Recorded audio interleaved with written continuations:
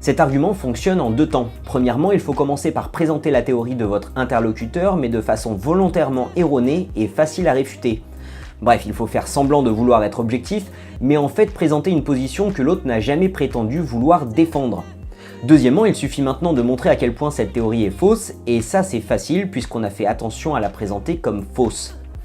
On peut ainsi donner l'illusion qu'on a démoli notre adversaire, mais en réalité, on n'a pas démoli l'argument de notre adversaire, mais seulement un argument similaire qu'on a inventé pour l'occasion.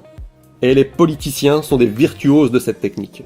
Préparez-vous à la prochaine campagne électorale à venir. Ce sera un peu comme les championnats de France de l'homme de paille. Regardez seulement cette image. Avec les Verts, l'écologie, c'est le retour à l'âge de pierre. Je sais même pas quel est le parti qui a osé afficher ça, mais au lieu de proposer un programme, il se contente d'expliquer le programme de l'adversaire. Et de l'expliquer à sa façon, bien sûr. Les Verts n'ont jamais proposé de se vêtir de peau de bête et de faire du feu avec des silex, faut pas déconner. C'est comme si je te dessinais en caricature avec un gros nez, et qu'ensuite je te dise « Ah, regarde, t'as un gros nez !» C'est un argument aussi très utilisé par les créationnistes, car ils adorent faire dire à la théorie de l'évolution ce qu'elle n'a jamais dit. Par exemple, « Cette tâche est le fruit du hasard, ok, mais celle-là !»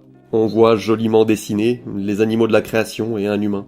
Le dessin laisse entendre que la théorie de l'évolution des espèces prétend que les animaux sont apparus comme ça, par hasard, à partir de rien. Mais c'est justement pas le cas. Le principe de la théorie, c'est l'évolution par sélection naturelle. Il y a sélection. Une sélection, c'est le contraire du hasard. Ce sont les mutations, elles, qui sont aléatoires. Mais ces mutations sont sélectionnées, selon des critères. Au lieu de proposer des preuves de leur théorie, les créationnistes passent des kilomètres de sites web et des heures de vidéos pour déformer la théorie de l'évolution, pour fabriquer une sorte d'homme de paille et le mettre à terre rapidement.